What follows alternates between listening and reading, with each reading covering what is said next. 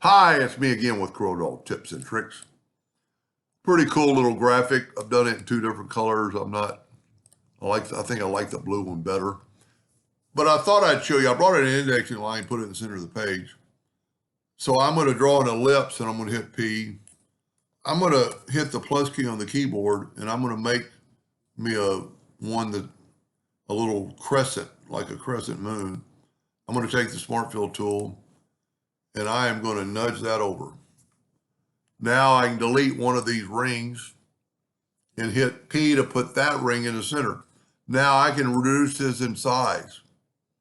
And I am going to left click, right click. And the reason for the video is going to be right here. I hit that quadrant. I'm right on top of it. Now, well, the main reason for the video is the next one. Control D, alternate C, and we're going to rotate it 2 degrees. Now, it's either not thick enough or too thick.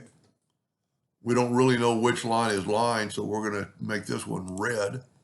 So that red line is what, it's past the black. So if we take the Smart Fill tool now and fill that in, that'll be our 2 degree increment. I'm going to put that back. I'm going to go ahead and do left click, right click, Control D, alternate C. Now the line should match up at 2 degrees perfectly. Now we're going to take the Smart Fill tool. I'm going to go back to that blue. I really like it better. I'm going to make this one blue. And then I'm going to make that other one a light blue. Whoop, I overstepped my bounds. Nope, I got a leak. So if that happens, let's do this. See, we can change the order and sometimes hopefully it won't leak. Okay.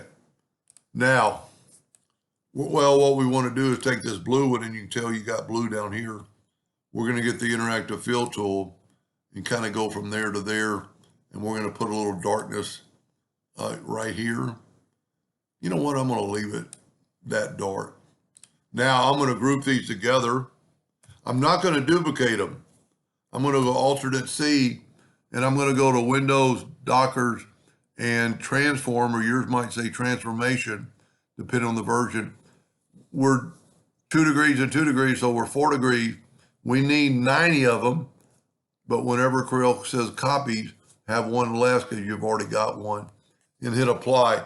This is a lot easier than Control D. It's probably faster. Now let's look at it with a black box around it. And I'm not saying you'll ever draw this, but it might give you some ideas for something else. It really maybe be cool. Let's do that.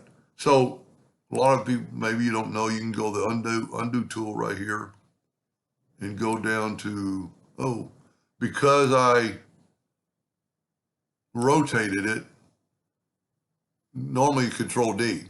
So we're going to change that and put black on both ends. So it's grouped together. You can see 4 objects, which I guess is the lines.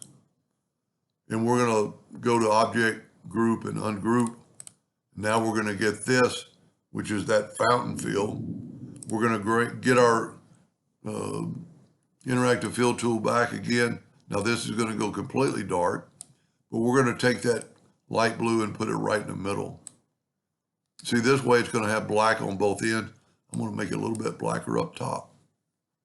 And you can do anything you want to with it.